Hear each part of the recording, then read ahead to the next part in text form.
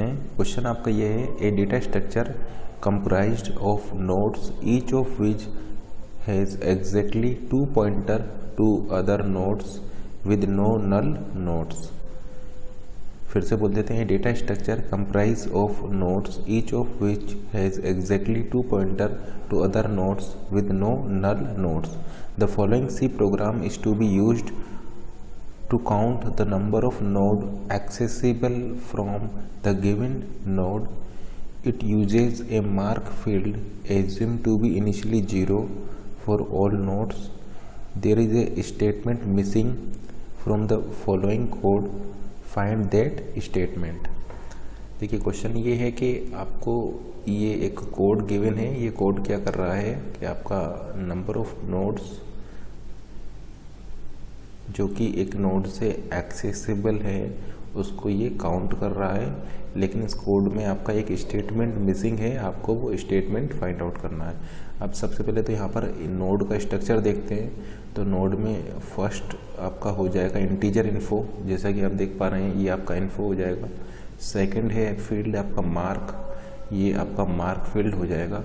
और आपके दो यहाँ पर पॉइंटर होंगे, लेफ्ट पॉइंटर और राइट पॉइंटर। तो ये left pointer, write pointer, info and mark field ये नोड होगा।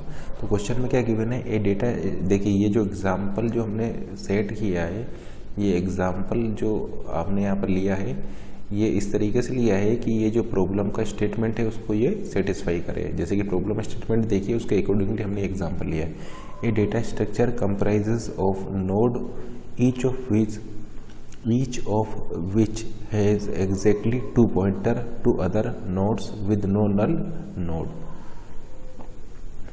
मतलब इस डेटा स्ट्रक्चर में जितने भी नोड्स होंगे उन सभी नोड्स में एग्जैक्टली 2 पॉइंटर होंगे। जैसे कि आप देख सकते हैं इसमें भी 2 पॉइंटर है, इस नोड में भी 2 पॉइंटर है। सभी नोड्स में 2 पॉइंटर होंगे और किसी भी नोड में कोई नल वैल्यू नहीं होगी। जैसे कि आप देख सकते हैं यहाँ पर आपका किसी भी नोड में हमने नल वैल्यू नहीं ली हुई है। तो नल वैल्यू हटाने के लिए हमने इसमें क्या किया है, थ्रेडिंग की गई है। देखिए इसमें हमने क्या थ्रेडिंग यूज़ की है क्योंकि हमने नल वैल्यू को हटाया है। तो ये क्वेश्चन में गिवन था, a data structure comprised of nodes each of which has exactly 2 pointer to other nodes with no null value. यानी आपका नोड में नल वैल्यू नहीं हो सकती है। तो देखिए किसी भी नोड में इसमें नल वैल्यू नहीं है, ठीक है ना। तो ये data structure comprises of nodes each of which has exactly 2 pointers to other nodes with no null value. आपका किसी भी नोड में यहाँ पर नल वैल्यू नहीं है और एग्जैक्टली 2 पॉइंटर है। जैसे कि देखिए इस नोड में आपके 2 पॉइंटर हैं, इस वाले नोड में आपके देखिए 2 पॉइंटर हैं, इस वाले नोड में आपके एग्जैक्टली 2 पॉइंटर है। तो सभी नोड्स पर आपके 2 पॉइंटर हैं और किसी भी नोड में आपका यहाँ पर नल वैल्यू नहीं है। And the following C program is used to count the number of nodes accessible from the given node, let's say root node. It uses a mark field assumed to be initially 0 for all nodes। जैसे कि आप देख सकते हैं सभी nodes का जो mark field है वो हमने क्या एज्यूम किया हुआ है, 0 एज्यूम किया हुआ है। जितने भी नोड्स हैं उन सभी नोड्स का जो मार्क फील्ड है वो आपका 0 है। तो it uses A mark field assumed to be initially 0 for all nodes। there is a statement missing from the following code। और आपको वो स्टेटमेंट को फाइंड आउट करना है। तो ये आपका कोड क्या कर रहा है, ये कोड इस ट्री में ये कोड क्या कर रहा है, ये कोड एक पर्टिकुलर नोड से जितने नोड एक्सेसिबल हो सकते हैं उसको काउंट कर रहा है। अब आप यहाँ पर एक चीज़ का ध्यान रखिए कि एक नोड को आप खुद से काउंट कर सकते हैं। जैसे कि देखिए एक नोड को आप खुद से एक्सेस कर सकते हैं। जैसे देखिए इस नोड को आप इसी नोड से एक्सेस कर सकते हैं, ठीक है ना। तो एक नोड को आप खुद से एक्सेस कर सकते हैं। तो इसका मतलब इस नोड से जो नोड एक्सेसिबल होंगे उसमें ये नोड भी काउंट होगा, ठीक है ना। उसी तरीके से इस नोड से जितने भी नोड एक्सेसिबल होंगे उसमें आपका ये नोड भी काउंट होगा। तो ज़रा इसकी हम बात करें, लेट से इस नोड से आपके कितने नोड एक्सेसिबल हैं। तो देखिए इस नोड से ये खुद एक्सेसिबल है। देखिए एक नोड अपने आप से एक्सेसिबल होता है। तो इस नोड से ये वाला नोड एक्सेसिबल है, इस नोड से ये वाला नोड एक्सेसिबल है, इस वाले नोड से ये एक्सेसिबल है, इस वाले नोड से ये वाला नोड एक्सेसिबल है, ये वाला एक्सेसिबल है, ये वाला एक्सेसिबल है और ये वाला एक्सेसिबल है।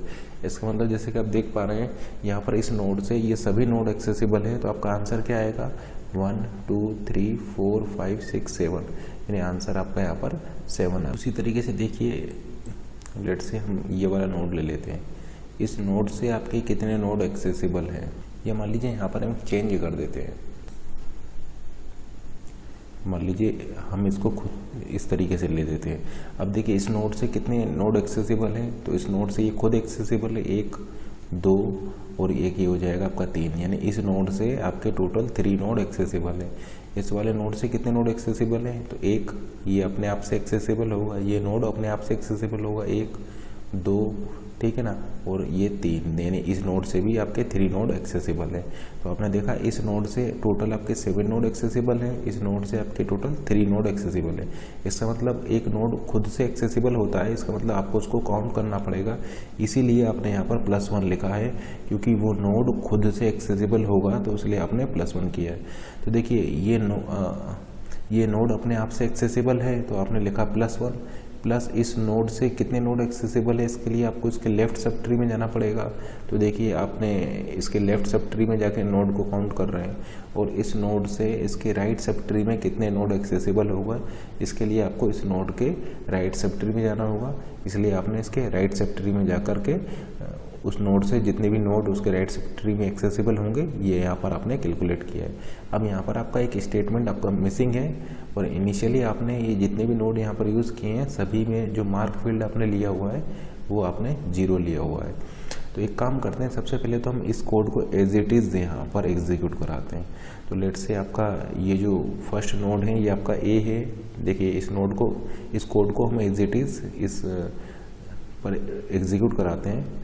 तो मान लीजिए हम रूट से स्टार्ट कर रहे हैं, और ये जो रूट वाला जो है ये है, मान लीजिए आपका है ए। अब देखिए ये आपका फर्स्ट लाइन एग्जीक्यूट होगा ए एरो मार्क। तो ए एरो मार्क क्या है आपका 0, तो ये कंडीशन क्या हो गई आपकी फॉल्स हो गया। यानी देखिए ये कंडीशन आपका ट्रू कब होगा, ये कंडीशन ट्रू आपका उस केस में होगा जब ए का मार्क आपका 1 हो। अगर ए का मार्क 1 है तब ये कंडीशन आपका ट्रू होगा।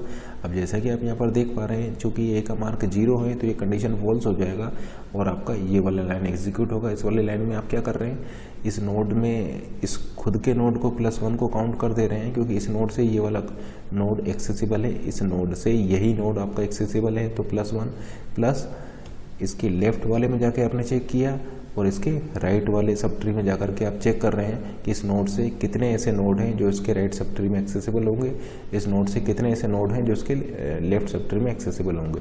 तो आप इसके लेफ्ट सब ट्री में गए और आप इस नोड के राइट सब ट्री में गए।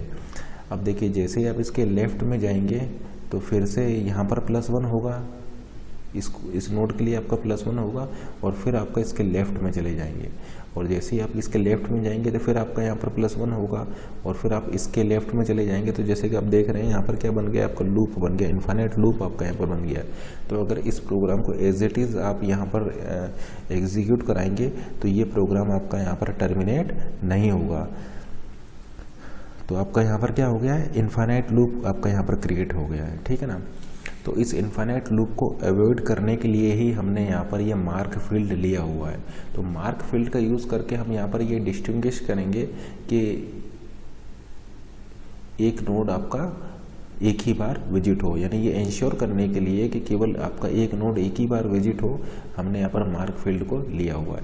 जबकि अगर आप इसको एज इट इज़ रन कराते हैं अगर इस पर, तो आपका ये इन्फिनिट लूप में फंस जाएगा। आप चाहें तो इसको रन कराकर चेक कर सकते हैं। ये आपका देखिए पाथ क्या फॉलो करेगा, देखिए सबसे पहले लेफ्ट में कॉल जाएगा, फिर आपके राइट में कॉल जाएगा, और फिर आपका यहाँ से +1 होगा। तो पहले लेफ्ट में कॉल, फिर राइट में, फिर +1। तो देखिए इसके लेफ्ट में कॉल चला गया, इसके लेफ्ट में कॉल चला गया, और फिर इसके लेफ्ट में कॉल चला जाएगा, और ये इसी पाथ में फंस जाएगा।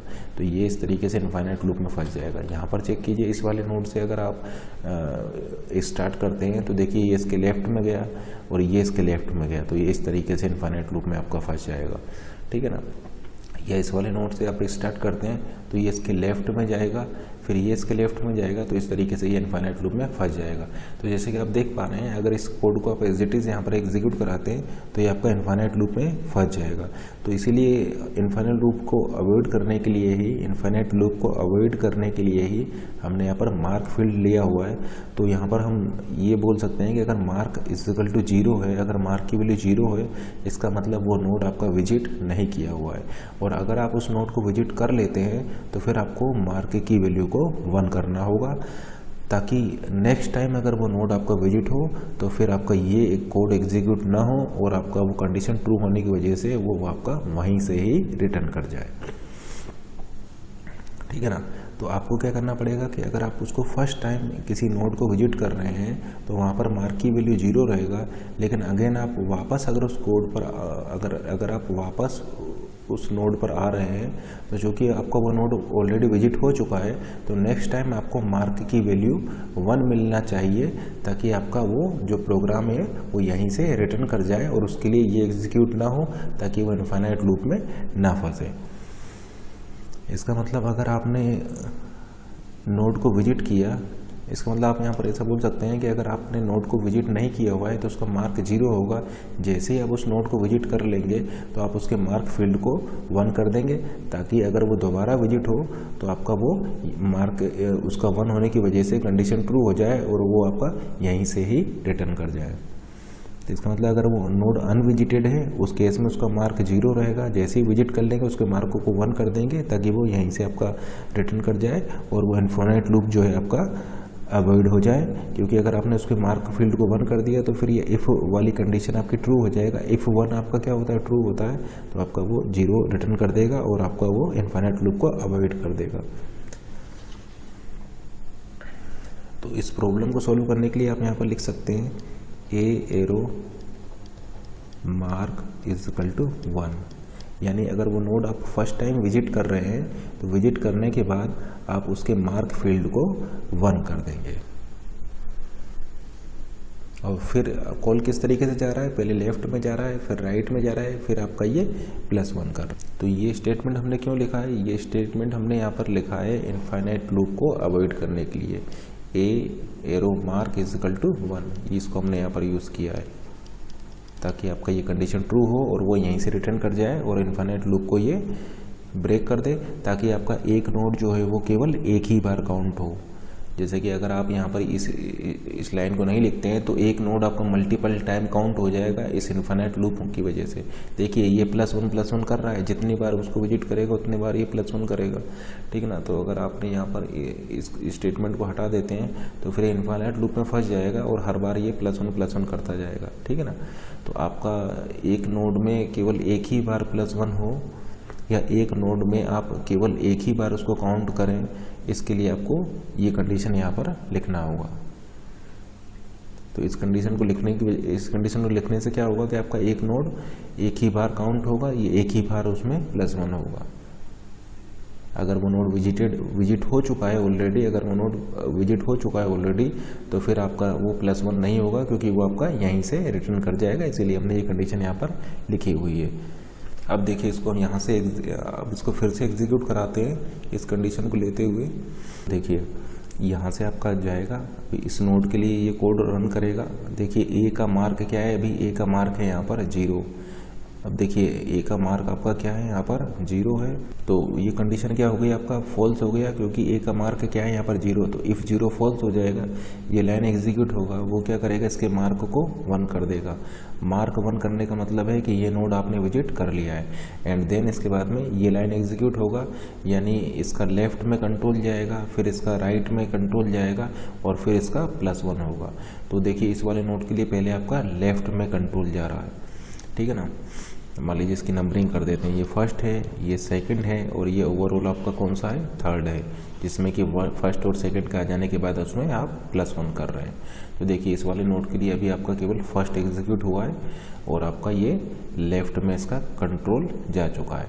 अब जैसे लेफ्ट में कंट्रोल जाएगा तो फिर इसके लिए चेक कीजिए, इसका मार्क क्या है, आपका 0 है। तो इसका मार्क जो कि 0 है तो ये कंडीशन फिर से फॉल्स कर जाएगा, ठीक है ना। ये कंडीशन फिर से फॉल्स कर जाएगा, तो आपका ये एग्जीक्यूट नहीं होगा। फिर आप क्या करेंगे, ए के मार्क को 1 कर देंगे तो देखिए इसके मार्कों को आपने क्या कर दिया, 1 कर दिया, यानी ये नोड भी आपका विजिट हो चुका है, ये नोड भी आपको विजिट हो चुका है। अब इस वाले नोड के लिए आपका ये कंडीशन, इस वाले नोड के लिए आपका ये रिटर्न वाला स्टेटमेंट एग्जीक्यूट होगा, तो यहाँ पर ये रिकर्सिव कॉल चला जाएगा फर्स्ट के लिए।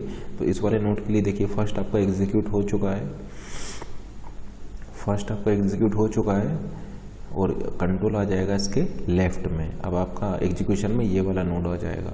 अब देखिए इस वाले नोड के लिए देखिए इसका जो मार्क है, इस वाले नोड का जो मार्क है वो क्या है आपका 0 है। तो इफ़ 0 कंडीशन आपका फॉल्स हो जाएगा, आप इस वाली लाइन को एग्जीक्यूट करेंगे तो यहाँ पर देखिए इसका मार्क क्या है 1, यानी ये नोड भी विजिट हो चुका है तो इसलिए इसका मार्क क्या हो गया 1।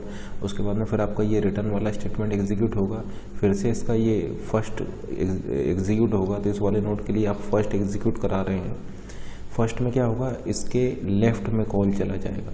तो देखिए इस नोड के लेफ्ट में कॉल चला जाएगा, तो इस नोड के लेफ्ट में जब कॉल जाएगा तो कंट्रोल आपका यहाँ पर आ जाएगा। अब जैसा कि आप देख पा रहे हैं यहाँ पर मार्क की वैल्यू क्या है 1 है। अब चूंकि यहाँ पर मार्क की वैल्यू 1 होने की वजह से ये टर्मिनेट कर जाएगा यहीं से, और यहाँ से क्या रिटर्न करेगा, ये 0 रिटर्न करेगा। तो देखिए यहाँ से ये 0 रिटर्न होकर के आया। तो देखिए ये आपका यहाँ से लेफ्ट वाले पार्ट से 0 रिटर्न होकर के आया, क्योंकि मार्क की वैल्यू चूँकि 1 थी तो ये कंडीशन ट्रू होने की वजह से ये 0 रिटर्न करेगा। तो देखिए यहाँ से आपका ये 0 रिटर्न होकर के आया। अब इस वाले नोड के लिए आपका ये सेकंड लाइन एग्जीक्यूट होगी, तो सेकंड लाइन जब एग्जीक्यूट होगी तो कॉल चला जाएगा इसके राइट वाले पार्ट में। जैसे ही इसके राइट वाले पार्ट में कॉल जाएगा तो फिर से यहाँ पर मार्क की वैल्यू 1 होने की वजह से ये आपका 0 रिटर्न कर जाएगा। तो फिर आप ऐसा बोल सकते हैं कि राइट हैंड साइड वाले पार्ट से भी आपका यहाँ पर रिटर्न होकर के 0 आएगा। फिर इसके लिए थर्ड वाला एग्जीक्यूट होगा। थर्ड वाले में क्या होगा, लेफ्ट प्लस राइट प्लस 1, क्योंकि आपका ये +1 क्यों किया है, इस वाले नोड के लिए किया है। तो 0 + 0 + 1, तो ये हो जाएगा 0 + 0 + 1, यानी आपका ये हो जाएगा 1। देखिए ये नोड आपका कंप्लीट हो चुका है। अब कंट्रोल रिटर्न होकर के जाएगा इस वाले नोड पर। अब इस वाले नोड के लिए आपका ये सेकंड एग्जीक्यूट होगा। तो देखिए इस नोड के लिए आपका सेकंड एग्जीक्यूट जब करेंगे तो कंट्रोल चला जाएगा इसके राइट में जाएगा। अब यहाँ पर फिर से आपका इसका लेफ्ट एग्जीक्यूट होगा। तो देखिए इसका लेफ्ट एग्जीक्यूट होगा, मार्क 1 होने की वजह से ये रिटर्न कर जाएगा, यानी देखिए यहाँ से फिर से ये रिटर्न होकर के 0 आया, ठीक है ना। तो इस वाले नोड के लिए पहला एग्जीक्यूट हो गया। फिर इस वाले नोड के लिए जैसे ही आप दूसरा एग्जीक्यूट कराएंगे तो कंट्रोल इसके राइट में जाएगा, मार्क 1 होने की वजह से ये राइट से भी आपका 0 रिटर्न होकर के आएगा। और इस नोड के लिए फिर आपका ये थर्ड वाला एग्जीक्यूट होगा, जिसमें आप लेफ्ट प्लस राइट प्लस 1 करेंगे, यानी 0 + 0 + 1 करेंगे, यानी ये आपका क्या हो जाएगा 0 + 0 + 1, यानी ये क्या हो जाएगा आपका 1 हो जाएगा। तो ये क्या रिटर्न कर रहा है, जैसे कि आप देख पा रहे हैं ये आपका 1 रिटर्न किया हुआ है। उसी तरीके से इसने भी क्या रिटर्न किया हुआ है, आपका 1 रिटर्न किया हुआ है। अब इस वाले नोड के लिए आपका ये थर्ड स्टेटमेंट एग्जीक्यूट होगा। अब थर्ड वाले में ये क्या करेगा, इन तीनों का सम कर देगा, यानी लेफ्ट से जो रिटर्न होकर के आया है, राइट से जो रिटर्न होकर आया है, +1 किसके लिए, इसके लिए। तो देखिए ये आपका 1 + 1 + 1 आपका क्या हो जाएगा, यहाँ पर 3 हो जाएगा। 1 + 1 + 1 आपका 3 हो जाएगा, यानी ये वाला नोड क्या रिटर्न कर देगा, आपका 3 रिटर्न करेगा। नोड की अगर आप बात करें तो इस नोड के लिए आपका फर्स्ट हो चुका था। अब इस नोड के लिए आपका सेकंड जाएगा, कॉल जाएगा इसके राइट वाले में। देखिए इस नोड के लिए आपका सेकंड होगा और कॉल जाएगा इसके राइट में।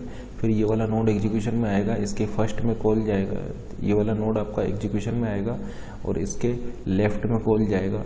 फिर इस वाले नोड को देखिए, इस वाले नोड के लिए आपका जो है, ठीक है ना, इस वाले नोड के लिए देखिए इसके लेफ्ट में आपका कॉल जाएगा, क्योंकि देखिए ये जो नोड है, अब देखिए ये वाला नोड जब एग्जीक्यूशन में आएगा तो देखिए एरो मार्क क्या है, यहाँ पर 0 है, यानी ये नोड आपका विजिट नहीं हुआ है।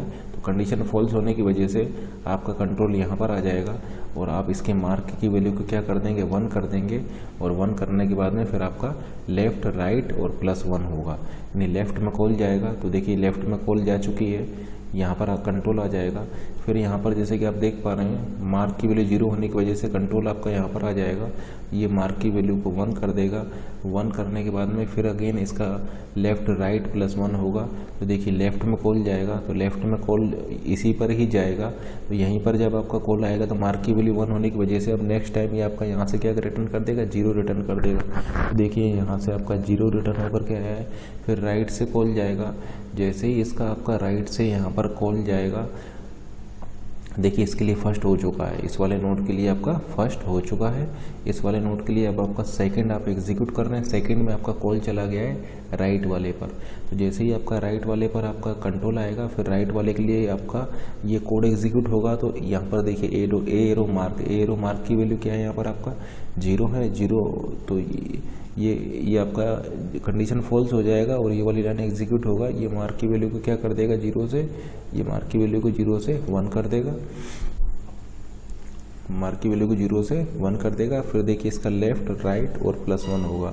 तो इसके लेफ्ट के लिए जो जैसे ही कॉल जाएगा मार्क 1 होने की वजह से ये यहाँ से 0 रिटर्न कर जाएगा। तो देखिए इस वाले नोड के लिए फर्स्ट जब एग्जीक्यूट होगा तो ये आपका यहाँ से 0 रिटर्न कर जाएगा। फिर इस वाले नोड के लिए आपका सेकंड एग्जीक्यूट होगा। तो जैसे ही इस वाले नोड के लिए आपका सेकंड एग्जीक्यूट होगा तो ये इसके राइट में जाएगा। तो देखिए यहाँ पर आप क्या देख रहे हैं कि ये आपका पहले ही विजिट हो चुका है, तो ये आपका यहाँ से 0 रिटर्न करेगा। तो ये देखिए इसने भी आपका यहाँ से 0 रिटर्न किया। फिर थर्ड एग्जीक्यूट होगा, यानी 0 + 0 + 1, यानी ये 1 होगा। यानी क्या रिटर्न करेगा ये अब आपका 1 रिटर्न करेगा। कहाँ पर रिटर्न करेगा, ये यहाँ पर रिटर्न करेगा। देखिए इसके तीनों एग्जीक्यूट हो चुके हैं, कंट्रोल रिटर्न होकर के आएगा आपका यहाँ पर, ठीक है ना। तो ये जो 1 जो है, ये 1 आपका यहाँ पर रिटर्न होकर आएगा, क्योंकि देखिए आपने यहाँ से, देखिए यहाँ से इस नोड पर गए थे, इस नोड से इस नोड पर गए थे, फिर इस नोड से आप गए इस वाले नोड पर, ठीक है ना। तो कंट्रोल रिटर्न होकर के वापस यहाँ पर आएगा और ये इस साइड से आपका यहाँ पर 1 आ जाएगा। अब देखिए इसके लिए फिर से ये थर्ड वाला लाइन एग्जीक्यूट होगा। तो 0 + 1 + 1 यानी कितना हो जाएगा ये, देखिए 0 + 1 + 1 ये आपका हो जाएगा, देखिए 0 + 1 + 1 ये आपका हो जाएगा 2। 0 + 1 + 1 = 2, यानी ये क्या रिटर्न करेगा, अब आपका यहाँ पर 2 रिटर्न करेगा, ये आपका 2 रिटर्न करेगा। अब देखिए कंट्रोल रिटर्न होकर के आएगा आपका यहाँ पर, और इसके लिए आपका दूसरा स्टेटमेंट एग्जीक्यूट होगा। जैसे ही दूसरा होगा तो इसके ये राइट में जाएगा। अब राइट वाला ऑलरेडी विजिटेड हो चुका है, तो ये आपका रिटर्न कर जाएगा 0 से। यानी देखिए आप ऐसा बोल सकते हैं कि राइट हैंड वाले पार्ट से क्या रिटर्न होकर के आएगा, आपका 0 रिटर्न आएगा। अब इस वाले नोट के लिए आपका थर्ड वाला एग्जीक्यूट होगा, या +1 करेंगे यहाँ पर, तो ये हो जाएगा 2 + 0 + 1 = 3, जो कि आपका रिटर्न कर देगा इस वाले फंक्शन के लिए। और इसके लिए फिर आपका थर्ड वाला एग्जीक्यूट होगा, तो लेफ्ट + राइट +1 यानी 3 + 3 + 1, तो ये हो जाएगा 3 + 3 + 1 = 7। और जैसे कि आप देख पा रहे हैं यहाँ पर इस नोड से कितने नोड आपके एक्सेसिबल थे, 7, तो इसका आउटपुट क्या आ जाएगा आपका 7। अब ये विजिट देखिए किस तरीके से किया है, ये देखिए आपका ऐसे गया है, ऐसे गया है, ऐसे गया है, काउंट करते जा रहे हैं। ये पहला नोड हो गया, ये दूसरा नोड हो गया, ये तीसरा नोड हो गया, जो इससे आप एक्सेस कर सकते हैं। देखिए यहाँ से आप गए, ये पहला नोड, ये दूसरा नोड, ये तीसरा नोड, फिर देखिए कंट्रोल रिटर्न होकर के यहाँ पर आया और ये हो गया आपका चौथा नोड, ये हो गया आपका चौथा नोड जो आप यहाँ पर एक्सेस किए। फिर इसके बाद में देखिए कंट्रोल आपका रिटर्न होकर के वापस यहीं पर ही आया है। फिर देखिए ये पांचवा नोड है जो आपने एक्सेस किया है, ये छठवां नोड है जो आपने एक्सेस किया है, और यहाँ से फिर ये सातवां नोड है जो आपने एक्सेस किया है, और फिर आप इस तरीके से रिपीट करके गए। तो इस ऑर्डर में आपने यहाँ पर एक्सेस किए हैं नोड्स इस नोड से, ठीक है ना। तो ये कोड हमने एग्जीक्यूट कराया है, इस तरीके से आपका एग्जीक्यूट होगा। तो जैसे कि अब आप देख पा रहे हैं इस लाइन को लिखने से अभी आपका करेक्टली नंबर ऑफ नोड्स को कैलकुलेट कर सकता है जो कि इस नोड से एक्सेसिबल होंगे। अब ये नेक्स्ट प्रॉब्लम डिस्कस करते हैं। प्रॉब्लम में ये आपको गिवन है, the list is already sorted. आपके पास एक लिस्ट है जो कि ऑलरेडी सॉर्टेड है। Consider the following C program, इस program consider the following C program, what will be the following program do. ये प्रोग्राम आपका क्या परफॉर्म करेगा उस लिंक्ड लिस्ट पे जो कि ऑलरेडी आपका सॉर्टेड है। अब चूंकि क्वेश्चन में गिवन है कि लिस्ट आपका ऑलरेडी सॉर्टेड है, तो हम एक काम करते हैं, एक लिस्ट ले लेते हैं जो कि आपका सॉर्टेड हो। अब जैसे कि आप यहाँ पर देख पा रहे हैं ये कुछ इक्वल को चेक कर रहा है, तो एक काम करते हैं कि कुछ वैल्यूज़ को हम यहाँ पर इक्वल भी ले लेते हैं। जैसे कि देखिए 10, इसको भी लेट से हमने 10 ले लिया, और इसको ले लेते हैं मान लीजिए 20। ये मान लीजिए हमने एक लिस्ट यहाँ पर लिया हुआ है, नल, ये लास्ट हो जाएगा नल, और ये मान लीजिए हो गया आपका करंट। ठीक है ना। तो क्वेश्चन में ये गिवन था लिस्ट इज ऑलरेडी सॉर्टेड, तो ये भी आपका सॉर्टेड है, 10 10 10 20 ऑलरेडी आपका सॉर्टेड है। अब चेक करते हैं कि ये प्रोग्राम यहाँ पर क्या ऑपरेशन परफॉर्म कर रहा है। आप एक चीज़ का ध्यान रखिएगा कि प्रोग्रामिंग करते समय आप डेंगलिंग पॉइंटर का ध्यान रखिएगा। प्रोग्रामिंग में आपका डेंगलिंग पॉइंटर अलाउड नहीं होते हैं, क्योंकि डेंगलिंग पॉइंटर एक ऐसी मेमोरी को पॉइंट कर रहे होते हैं जहाँ पर कि आपका कोई कंटेंट नहीं होता है। तो अगर आप उस मेमोरी को जाकर के एक्सेस करेंगे तो फिर वहाँ पर आपका सेगमेंटेशन फॉल्ट आ सकता है और कंपाइलर आपका वहाँ पर एरर जनरेट कर देगा। तो इसलिए डेंगलिंग पॉइंटर को रिमूव करने के लिए हम आपको ऑलरेडी बता चुके हैं, आप क्या करेंगे, वहाँ पर उसको नल कर देंगे, उसकी वैल्यू को नल लिख देंगे, तो आपका वो फिर उस मेमोरी एड्रेस को पॉइंट नहीं करेगा। अदरवाइज़ वो एक ऐसे मेमोरी एड्रेस को पॉइंट कर रहा है जहाँ पर कि आपका डेटा नहीं है, और अगर आप उस को एक्सेस करने की कोशिश करेंगे तो फिर आपका सेगमेंटेशन एरर आ जाएगा और ये कंपाइलर फिर वहाँ पर आपका एरर जनरेट कर देगा। अब देखते हैं कि ये प्रोग्राम यहाँ पर क्या कर रहा है। तो जैसे कि आप देख पा रहे हैं करंट की वैल्यू चूँकि आपका नल नहीं है, ये क्या बता रहा है, ये आपका ये बता रहा है कि आपका लिंक लिस्ट इज एम्प्टी। अगर लिंक लिस्ट एम्प्टी है तो आपका यहाँ से ये रिटर्न कर जाएगा। एल्स वाले पार्ट में आप तभी जाएंगे जब आपका लिंक लिस्ट एम्प्टी नहीं होगा। अब देखिए ये आपने क्यों यूज़ किया है, ये आपने यूज़ किया है इस लिंक लिस्ट को ट्रेवर्स करने के लिए। जैसे कि आप देख सकते हैं करंट का next is not equal to null, और आप यहाँ पर क्या कर रहे हैं, यहाँ पर इसको इंक्रीमेंट करते जा रहे हैं। तो ये आप यूज़ कर रहे हैं इस लिंक लिस्ट को ट्रेवर्स करने के लिए। फिर आपने जैसे कि देख पा रहे हैं करंट का नेक्स्ट आपका नल नहीं है, तो ये कोड आपका एग्जीक्यूट होगा। फिर आप चेक कर रहे हैं कि क्या करंट का डेटा इक्वल करंट के नेक्स्ट का डेटा, यानी करंट का डेटा इक्वल करंट के नेक्स्ट का डेटा। ठीक है ना, करंट का नेक्स्ट ये हो जाएगा, उसका डेटा ये हो जाएगा। तो ठीक है ना, तो करंट का नेक्स्ट क्या होगा, ये होगा, और उसका डेटा आपका ये हो जाएगा। तो अगर करंट का डेटा और करंट के नेक्स्ट का डेटा वो दोनों इक्वल हैं तो फिर आपका ये कोड एग्जीक्यूट होगा। यहाँ पर आप क्या कर रहे हैं, एक नया पॉइंटर बना रहे हैं जो कि पॉइंट करा रहे हैं आप इस करंट के नेक्स्ट को। तो देखिए करंट का नेक्स्ट तो ये हो गया, और उसका नेक्स्ट क्या हो जाएगा, इस नोड का एड्रेस हो जाएगा। यानी आप यहाँ पर ऐसा बोल सकते हैं कि आप यहाँ पर ये नेक्स्ट पॉइंटर से इसको पॉइंट करा देंगे, नेक्स्ट पॉइंटर से आप इसको पॉइंट करा देंगे। ठीक है ना। तो देखिए करंट का डेटा इक्वल करंट के नेक्स्ट का डेटा, उस केस में आप नेक्स्ट पॉइंटर को पॉइंट कराएंगे करंट के नेक्स्ट को, और यहाँ पर क्या एड्रेस होगा, इस नोड का एड्रेस होगा, तो उसको नेक्स्ट से आपने पॉइंट करा दिया। फिर आपने लिखा हुआ है फ्री करंट का नेक्स्ट। तो देखिए करंट का नेक्स्ट क्या होगा, यहाँ पर क्या होगा, इस नोड का एड्रेस, यानी इस एड्रेस को आपने यहाँ पर फ्री फंक्शन में पास कर दिया है, तो ये क्या हो जाएगा, ये आपका फ्री हो जाएगा, डीलोकेट हो जाएगा। ठीक है ना। और फिर आपने यहाँ पर क्या किया है, करंट के नेक्स्ट में नेक्स्ट को डाल दिया है, यानी आपने यहाँ पर इसको इससे कनेक्ट कर दिया है। ठीक है ना, यानी करंट के नेक्स्ट में इस नेक्स्ट को आपने डाल दिया है। तो ये आपका ये कोड एग्जीक्यूट हो गया। एल्स अगर मान लीजिए ऐसा नहीं है तो आप क्या कर रहे हैं, सिंपली इसको इंक्रीमेंट कर रहे हैं। तो जैसे कि आप देख पा रहे हैं इफ़ वाली कंडीशन आपका ट्रू था तो ये काम हो जाएगा। फिर आप यहाँ पर चेक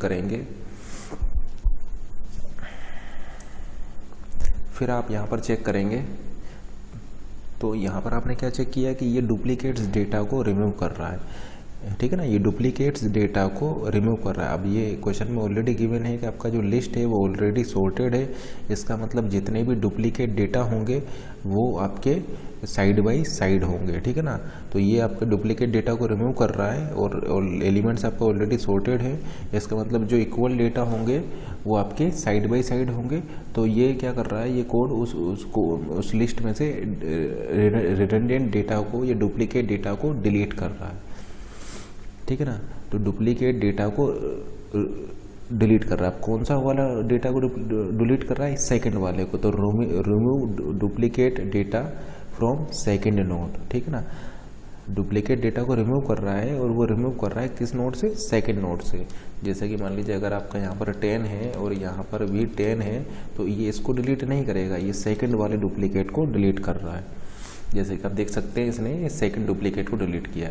अब यहाँ पर आप एक चीज़ नोट कीजिए कि आपने अभी करंट को इंक्रीमेंट नहीं किया, इस करंट पॉइंटर को आप इंक्रीमेंट नहीं किए हैं, क्योंकि हो सकता है कि ये आगे भी आपका सेम हो। जैसे कि इसी केस में देख लीजिए आगे भी आपका सेम है, तो अभी आपको इसको करंट को इंक्रीमेंट करने की ज़रूरत नहीं है। इस करंट को आप इंक्रीमेंट तभी करेंगे जब आपका ये इससे आगे जो है वो सेम डेटा ना हो। जैसे वो देखिए अभी आपका क्लियर हो जाएगा आपका करंट कब इंक्रीमेंट होगा। अब देखिए फिर से आप ये इस कंडीशन को चेक करेंगे। अभी देखिए आपने करंट को इंक्रीमेंट नहीं किया है क्योंकि आपका ये इफ़ वाला पार्ट एग्जीक्यूट हुआ है जिसमें कि आप करंट को इंक्रीमेंट नहीं किए हैं। एल्स वाले पार्ट में आपने इंक्रीमेंट करना है, इफ़ वाले पार्ट में आप इंक्रीमेंट नहीं करना है। अब देखिए फिर से इस कंडीशन को चेक कीजिए, करंट का next is not equal to null. ठीक, अब फिर से आप इस कंडीशन को चेक कीजिए, करंट का डेटा इज इक्वल करंट के नेक्स्ट का डेटा। तो करंट के नेक्स्ट का डेटा, तो जैसे कि आप देख पा रहे हैं ये कंडीशन फिर से ट्रू हो गई। करंट का डेटा इक्वल करंट के नेक्स्ट का डेटा, ये दोनों इक्वल हो गए।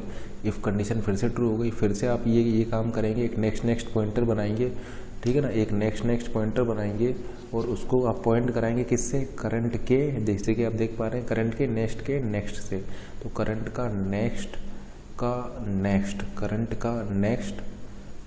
नेक्स्ट यानी यहाँ पर किसका एड्रेस होगा, यहाँ पर एड्रेस होगा इस नोड का, इसको आप पॉइंट करा देंगे नेक्स्ट से, ठीक है ना। तो करंट का नेक्स्ट क्या हो जाएगा, ये करंट है, इसका नेक्स्ट हो जाएगा ये वाला नोड और इसका नेक्स्ट हो जाएगा आपका ये वाला नोड का एड्रेस। तो यहाँ पर क्या होगा, यहाँ पर होगा इस नोड का एड्रेस। देखिए करंट का नेक्स्ट ये एड्रेस किसका है, इसका है, इसका नेक्स्ट क्या होगा, ये हो जाएगा, ये किसका एड्रेस है, इसका। तो ये नेक्स्ट जो है इसको पॉइंट करने लग जाएगा। फिर आपने फिर से वही काम किया है, फ्री किया है करंट के नेक्स्ट को। करंट का नेक्स्ट होगा यहाँ पर जो एड्रेस होगा और वो एड्रेस होगा इस नोड का, यानी ये नोड आपका फ्री हो जाएगा। तो देखिए ये नोड भी आपका फ्री हो गया। और करंट के नेक्स्ट में आपने डाल दिया है नेक्स्ट को, यानी ये जो है ये आपका देखिए ये क्या हो जाएगा, ये हो जाएगा करंट के नेक्स्ट में आपने डाल दिया नेक्स्ट को। तो लिस्ट आपका कुछ इस टाइप से बन जाएगा 10, ये हो जाएगा आपका 20 और ये हो गया आपका नल। और देखिए करंट आपका भी इंक्रीमेंट नहीं हुआ है, वो आपका यहीं पर ही है क्योंकि आपका इफ वाला कोड आपका एग्जीक्यूट हुआ है, इसलिए आपका करंट अभी इंक्रीमेंट अभी नहीं हुआ है। तो फिर से आप देख सकते हैं कि इसने आपका जो सेकंड डुप्लीकेट डेटा था उसी को यहाँ पर डिलीट किया है। अब आपका ये फिर से ये लूप को कंडीशन को चेक करेंगे, करंट का next is not equal to null. आप इस कंडीशन को चेक करेंगे, करंट का डेटा इक्वल करंट के नेक्स्ट का डेटा। अब चूँकि ये इफ वाली कंडीशन आपका फेल कर गई है इसलिए आप एल्स पार्ट में जाएंगे। अब एल्स पार्ट में आप क्या कर रहे हैं, इसको इंक्रीमेंट कर रहे हैं, current is equal to current का नेक्स्ट, यानी आपका करंट इंक्रीमेंट होकर के आपका यहाँ पर आ जाएगा। अब फिर से आप कंडीशन चेक करेंगे, करंट का next is not equal to null. अब जैसे कि आप देख रहे हैं करंट का नेक्स्ट आपका नल हो गया है, यानी आप इस पूरी लिस्ट को ट्रेवर्स कर लिए हैं तो आप इस वाइल लूप से बाहर आ जाएंगे। तो इसका आउटपुट क्या होगा, इसका आउटपुट होगा कि ये जो है डुप्लीकेट डेटा को रिमूव कर देगा, सेकेंड डुप्लीकेट डेटा को लिस्ट में से रिमूव कर देगा। रिडंडेंट डेटा को रिमूव करने के लिए आप इस कोड का यूज़ करेंगे। अगर एक लिंक लिस्ट सॉर्टेड है और उसमें कुछ रिडंडेंट डेटा है तो रिडंडेंट डेटा को रिमूव करने के लिए आप इस कोड का यूज़ करेंगे। जैसे मान लीजिए आपका लिस्ट में डेटा होता 10, 20, 30, 40 एंड 50। तो क्या करता है ये 10 आपका रहता, ये 20 आपका रहता, इसको डिलीट कर देता, 30 आपका रहता, 40 आपका रहता, इस 40 को डिलीट कर देता और 50 आपका रहता। तो आपका इस कोड को एग्जीक्यूट करने के बाद में फाइनल आउटपुट आपको ये मिल जाता। अब नेक्स्ट प्रॉब्लम देखते हैं। ये मान लीजिए कि अगर आपको एक कोड गिवन है, ये मान लीजिए आपको एक कोड गिवन है, क्वेश्चन में ये गिवन है कि आपको binary search tree as a input में यहाँ पर दिया गया है, ठीक है ना। In the binary search tree आपको यहाँ पर एज ए इनपुट यहाँ पर दिया गया है। तो आपका क्वेश्चन है व्हाट द अबव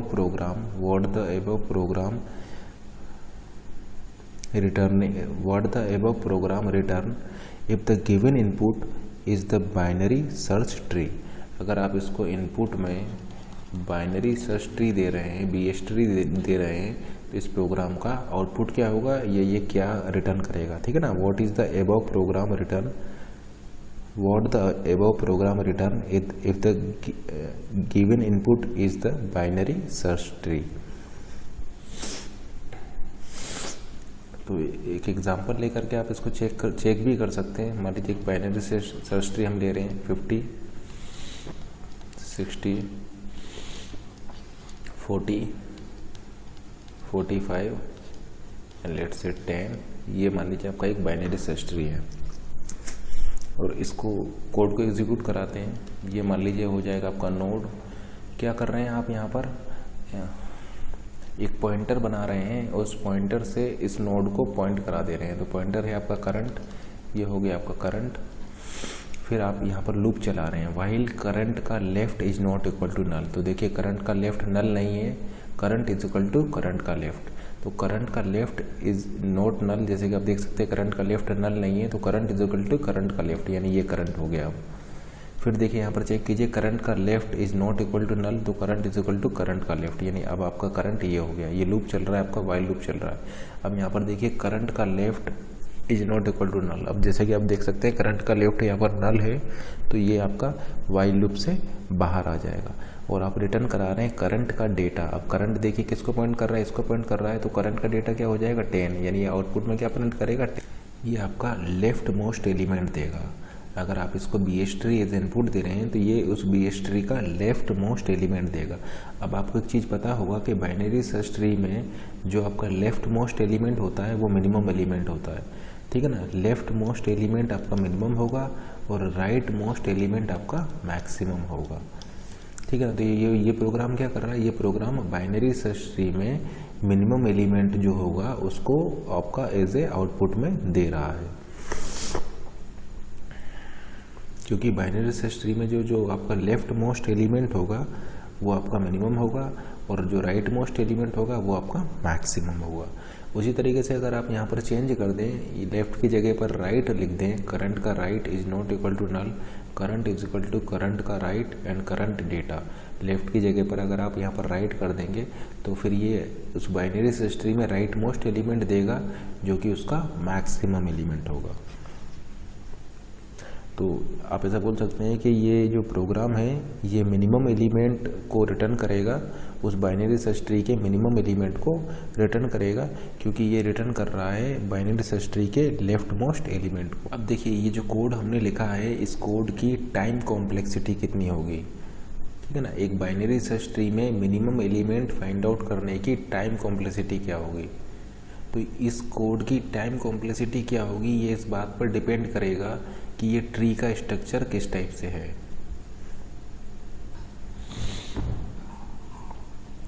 मान लीजिए कि ये जो बाइनरी सर्च ट्री जो है ये आपका बैलेंस है। ये जो बाइनरी सर्च ट्री जो है ये मान लीजिए आपका बैलेंस है। बैलेंस किस तरीके से होगा, मान लीजिए कि यहाँ पर आपका लेट से एलिमेंट होता है 50 के बाद में मान लीजिए आपने यहाँ पर ले लिया 40, 60। ये तो आपको पता ही होगा कि बाइनरी सर्च ट्री में लेफ्ट वाला जो होता है वो उससे छोटा होता है और राइट वाला उससे बड़ा होता है। जैसे कि 50 से छोटा होगा 40 और 50 से बड़ा होगा 60। लेफ्ट हैंड साइड में इससे छोटा जाएगा, राइट हैंड साइड में उससे बड़ा जाएगा, ठीक है ना। उसी तरीके से मान लीजिए यहाँ पर है आपका 30 एंड यहाँ पर है आपका 45। तो जैसा कि आप देख पा रहे हैं ये जो बी एस ट्री है, बाइनरी सर्च ट्री है, ये बैलेंस है, ठीक है ना। तो अगर मान लीजिए इस ट्री में आपके n नंबर ऑफ नोड हैं, ट्री में मान लीजिए आपका n नंबर ऑफ नोड्स हैं, तो अगर ये बाइनरी सर्च ट्री आपका बैलेंस होगा तो फिर उस केस में इस ट्री की जो हाइट होगी वो हो जाएगा आपका log n, ठीक है ना। तो अगर ये बाइनरी सर्च ट्री आपका बैलेंस है तो इस ट्री की हाइट हो जाएगा log n, ठीक है ना। तो मिनिमम एलिमेंट फाइंड आउट करने के लिए आपको ये पाथ करना होगा, ये पाथ फॉलो करना होगा, तो ये आपका मिनिमम एलिमेंट हो जाएगा। उसी तरीके से मैक्सिमम एलिमेंट फाइंड आउट करने के लिए आपको ये वाला पाथ फॉलो करना होगा, तो ये आपका हो जाएगा मैक्सिमम एलिमेंट। तो जैसे कि आप देख पा रहे हैं कि अगर बाइनरी सर्च ट्री में अगर आपके टोटल n नोड हैं और वो बी एस ट्री अगर आपका बैलेंस है तो उसकी हाइट हो जाएगा log n। इसका मतलब log n टाइम आपका लगेगा मिनिमम निकालने में, log n टाइम लगेगा आपका मैक्सिमम निकालने में। तो अगर बैलेंस बाइनरी सर्च ट्री है तो उस केस में आपका टाइम कॉम्प्लेक्सिटी हो जाएगा order of log n, where n is the number of node in that binary tree, ठीक है ना। तो अगर बी एस ट्री आपका बैलेंस है तो उस केस में आपका log n टाइम लगेगा, क्योंकि उस केस में ट्री की हाइट जो होगी वो log n हो जाएगा। लेकिन मान लीजिए कि जो ट्री जो है वो आपका बैलेंस नहीं है, मान लीजिए वो आपका स्क्यू है। अब स्क्यू दो टाइप से हो सकता है, left skew and right skew. मान लीजिए आपका ट्री राइट स्क्यू है, यानी राइट हैंड साइड में स्क्यू है, तो 1 2 3 4 5 ये भी आपका एक बाइनरी सर्च ट्री है, ये भी आपका बाइनरी सर्च ट्री है जो कि बैलेंस नहीं है, ये आपका राइट स्क्यू है। तो इस केस में देखिए जो मिनिमम एलिमेंट होगा वो कहाँ पर होगा, वो आपका ये वाला होगा, ये आपका हो जाएगा मिनिमम एलिमेंट और ये आपका हो जाएगा मैक्सिमम एलिमेंट। तो इस केस में जैसे कि आप देख पा रहे हैं मैक्सिमम एलिमेंट निकालने में आपको ऑर्डर ऑफ n टाइम लगेगा, where n is the number of node in this binary search tree, और मिनिमम एलिमेंट निकालने में आपको ऑर्डर ऑफ 1 टाइम लगेगा। तो अगर ट्री आपका राइट स्क्यू है तो मिनिमम एलिमेंट के केस में आपको सिर्फ ऑर्डर ऑफ 1 टाइम लगेगा, जबकि मैक्सिमम के केस में आपको ऑर्डर ऑफ n टाइम लगेगा। ठीक है, अगर बाइनरी सर्च ट्री आपका लेफ्ट स्क्यू है, बाइनरी सर्च ट्री आपका लेफ्ट स्क्यू है, लेट्स से 5 4 3 2 लेट्स से 1, ये एक एग्जांपल ले रहे हैं। तो मान लीजिए बाइनरी सर्च ट्री आपका लेफ्ट स्क्यू है, तो उस केस में आपका मिनिमम एलिमेंट फाइंड आउट करने में टाइम लगेगा ऑर्डर ऑफ n, जबकि मैक्सिमम एलिमेंट फाइंड आउट करने में आपका टाइम लगेगा order of 1। Order of 1 time में आप इसको फाइंड आउट कर सकते हैं, क्योंकि देखिए इसमें राइट मोस्ट एलिमेंट है ही नहीं, राइट मोस्ट एलिमेंट नहीं है तो आपका यही हो जाएगा, तो इसमें मैक्सिमम हो गया 5। उसी तरीके से इसमें लेफ्ट मोस्ट एलिमेंट नहीं है कोई, तो यही आपका मिनिमम एलिमेंट हो जाएगा। ठीक है ना, जैसे कि आप यहाँ पर देख सकते हैं, यहाँ पर हम इस कंडीशन के लिए चेक करेंगे तो करंट का left is not equal to null हमने यहाँ पर लिखा हुआ है। देखिए करंट मिनिमम के लिए हम क्या कर रहे हैं, करंट का left is not equal to null. अब चूँकि उसमें उसका करंट का लेफ्ट आपका नल है तो वो वाइल लूप से बाहर आ जाएगा और उसी नोड को प्रिंट करा देगा। ठीक है ना, जैसे कि एग्जांपल से देखिए, मान लीजिए आपका इस टाइप का कोई नोड है, तो देखिए इस नोड को आप स्टार्ट कीजिए, यहाँ से स्टार्ट कीजिए, ये मान लीजिए आपका करंट है, तो करंट का लेफ्ट आपका क्या है, नल है। तो जैसे ही आप देख पा रहे हैं करंट का लेफ्ट आपका नल है, ये वाइल लूप से बाहर आ जाएगा और इस नोड के डेटा को प्रिंट कर देगा। तो ये क्या हो जाएगा यहाँ पर, ये इस केस में हो जाएगा आपका मिनिमम वैल्यू, यानी लेफ्ट सब ट्री का जो लेफ्ट मोस्ट एलिमेंट क्या हो जाएगा आपका, लेफ्ट मोस्ट एलिमेंट अब यही हो जाएगा और ये हो जाएगा आपका राइट मोस्ट एलिमेंट। तो इसीलिए हमने यहाँ पर लिखा हुआ है कि ये मिनिमम है और ऑर्डर ऑफ 1 टाइम में आपको दे देगा अगर ये आपका राइट स्क्यू होगा तो, और अगर ये लेफ्ट स्क्यू है तो फिर मिनिमम में ऑर्डर ऑफ n टाइम लगेगा और जबकि मैक्सिमम में आपका ऑर्डर ऑफ 1 टाइम में ये आपको आंसर दे देगा। ठीक है ना, क्योंकि राइट मोस्ट एलिमेंट मैक्सिमम के केस में आपका ये हो जाएगा, जबकि लेफ्ट मोस्ट आपका ये हो जाएगा। ठीक है ना, जबकि इस केस में देखिए आपका जो राइट मोस्ट है वो ये हो जाएगा और जो लेफ्ट मोस्ट है वो आपका ये हो जाएगा एलिमेंट।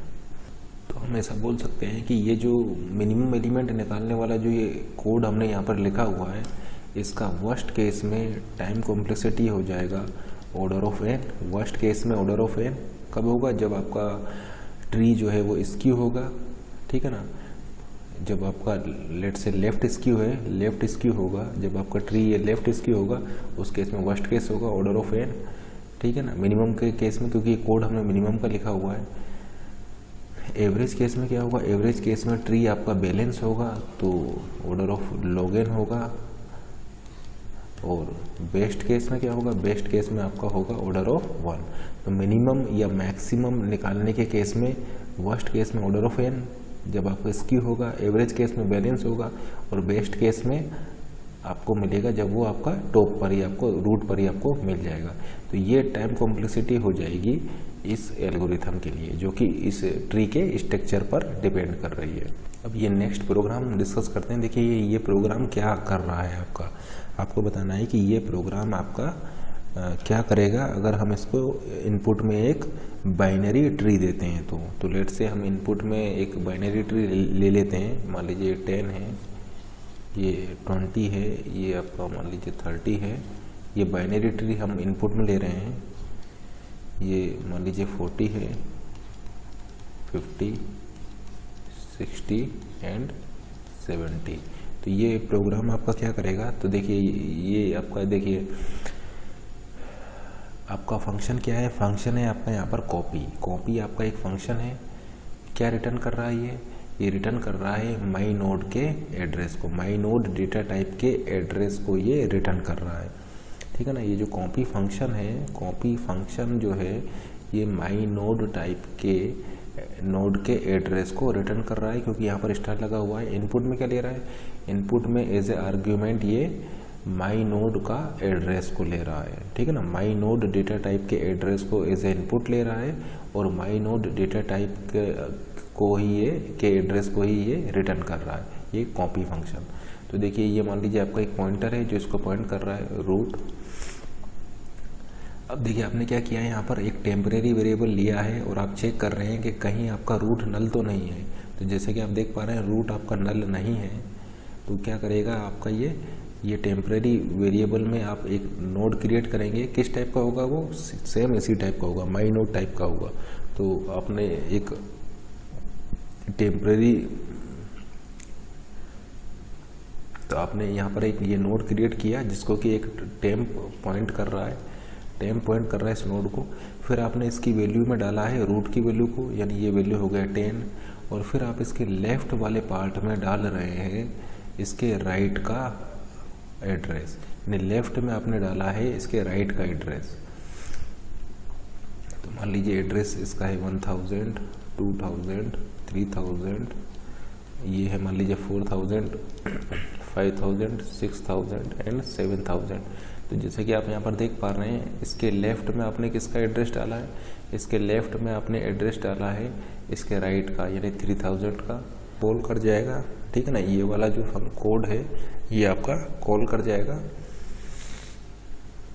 तो आप कहाँ पर गए हैं, रूट के राइट पर गए हैं, रूट का राइट।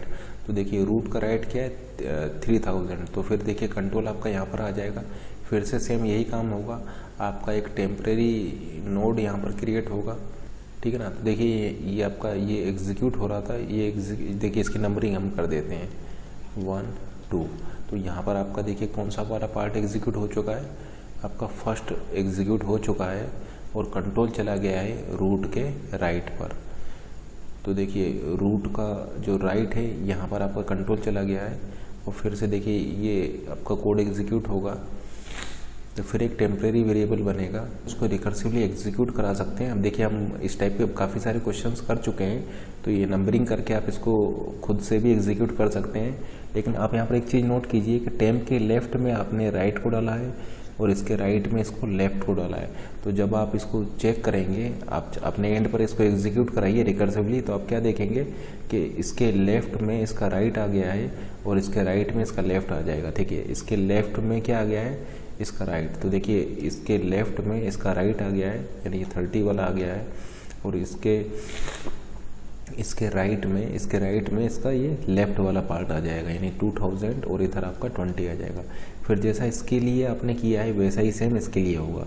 तो इसके जो वैसा ही सेम इसके लिए होगा। देखिए 20 है तो 20 का जो 40 वाला है वो इसके राइट में आ जाएगा। तो देखिए 40 इधर आ जाएगा, 50 आपका इधर आ जाएगा, 30 वाले को देखिए 70 आपका इधर आ जाएगा और 60 आपका इधर आ जाएगा। तो ये आपका आउटपुट आ जाएगा। अगर इस कोड को आप इनपुट में ये देंगे तो आपको आउटपुट में ये मिल जाएगा। और इसको आप वेरीफाई भी करा सकते हैं। हम ऑलरेडी आपको बता चुके हैं कि रिकर्सिव प्रोग्राम को आप किस तरीके से कॉल करेंगे। तो अगर आप इसको कॉल करेंगे तो इसका आउटपुट आपको यही मिल जाएगा, ठीक है ना। क्योंकि ये क्या कर रहा है, एक टेम्परेरी नोड को क्रिएट कर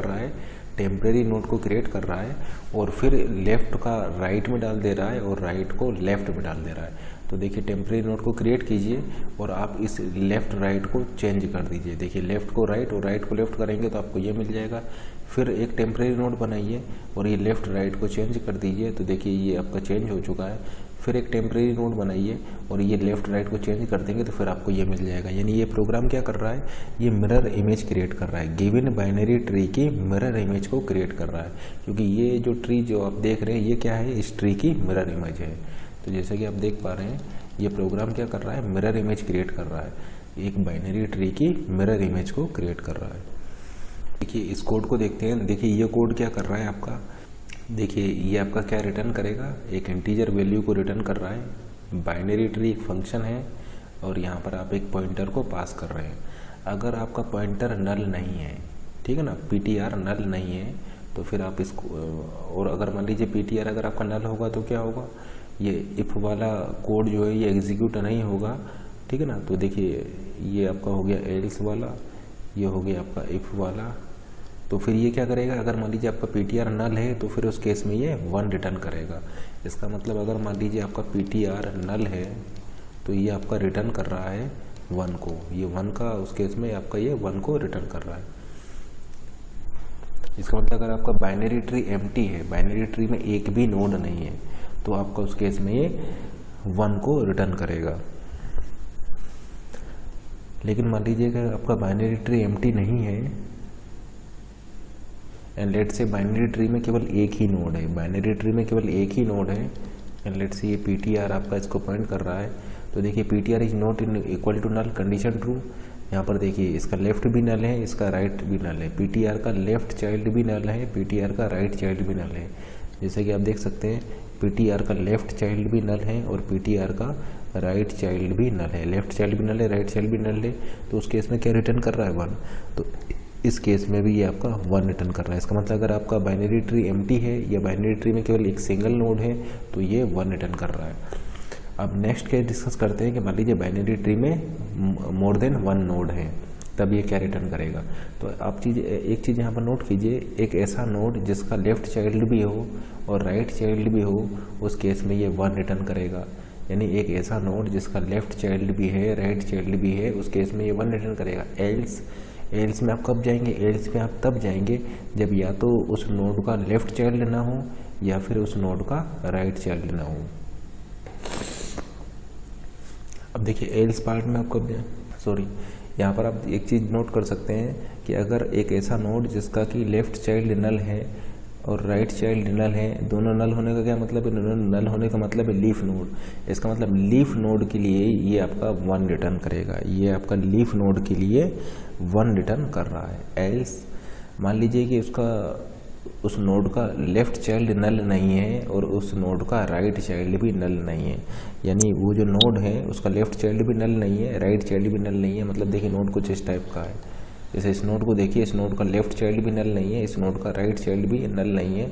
यानी आप ऐसा बोल सकते हैं उस नोड के कितने चिल्ड्रन होंगे, आपके एग्जैक्टली 2 चिल्ड्रन होंगे।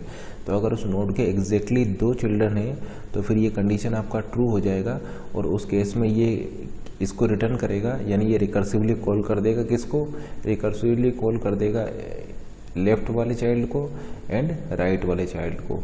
और बीच में आपने क्या लगाया हुआ है, लॉजिकल एंड आपने लगाया हुआ है। देखिए यहाँ पर लॉजिकल एंड आपने लगाया हुआ है, तो आंसर आपका या तो ट्रू आएगा या फॉल्स आएगा। अब आपने पढ़ा होगा लॉजिकल एंड में, अगर लॉजिकल एंड में आप ट्रू को यूज़ करेंगे केवल तभी आपका आंसर ट्रू आएगा।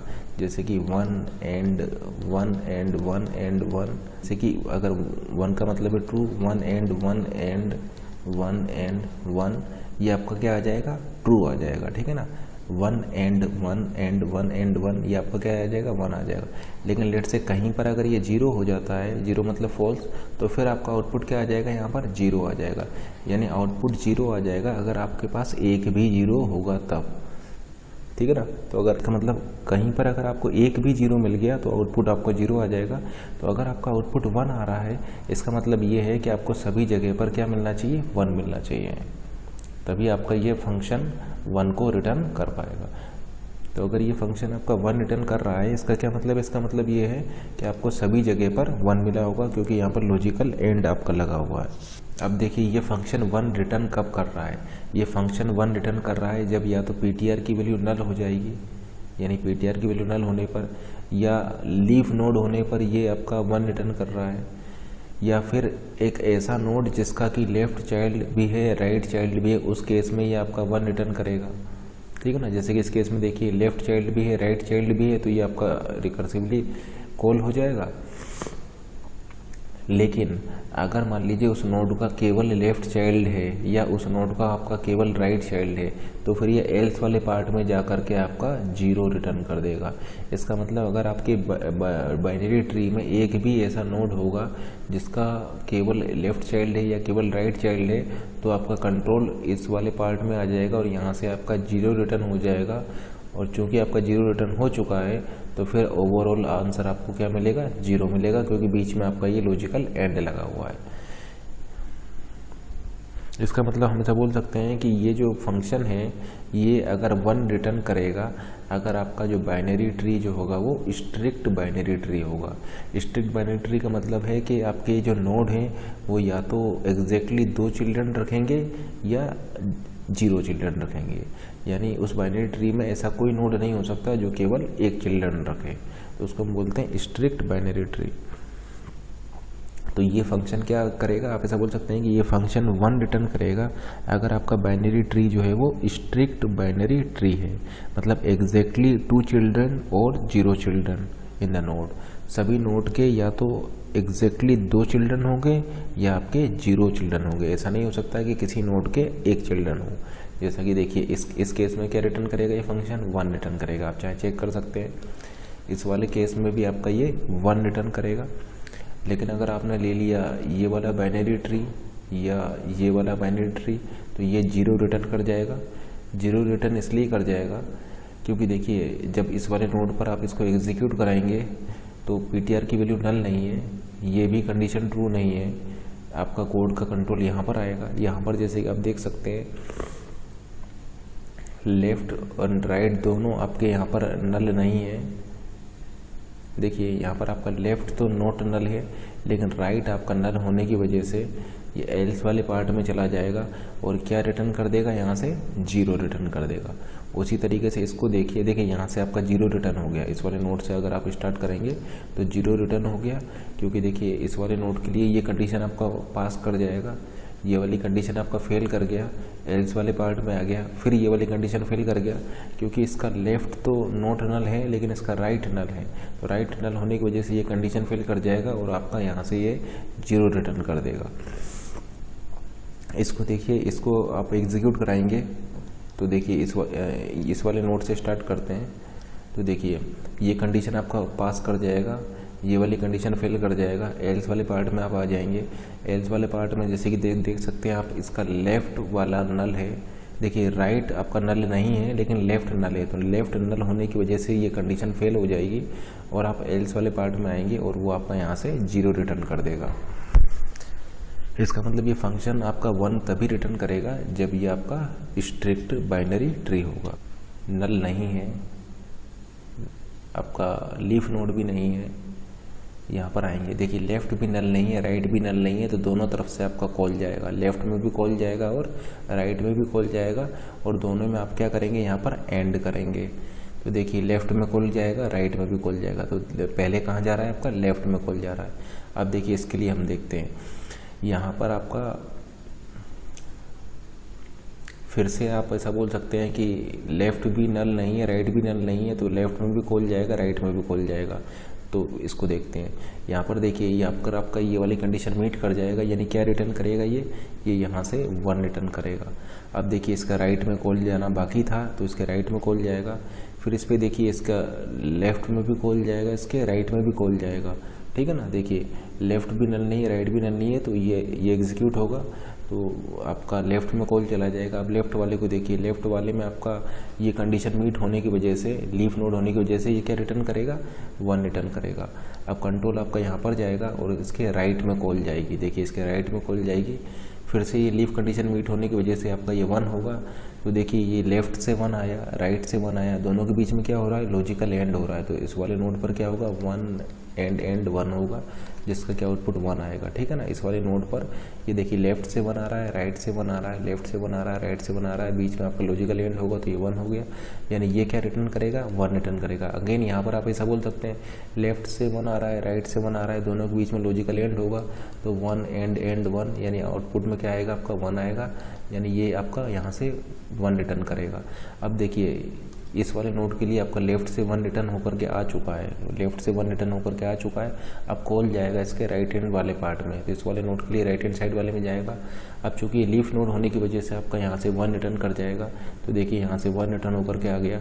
अब देखिए लेफ़्ट से भी 1 आ गया, राइट से भी 1 आ गया, देखिए लेफ़्ट से भी 1 आ गया, राइट से भी 1 आ गया, तो यहाँ पर होगा 1 एंड 1, यानी आउटपुट में क्या रिटर्न करेगा 1। तो ये 1 कब रिटर्न कर रहा है, जब ये आपका स्ट्रिक्ट बाइनरी ट्री होगा, यानी every node contain either exactly 2 children और एग्जैक्टली 0 चिल्ड्रन।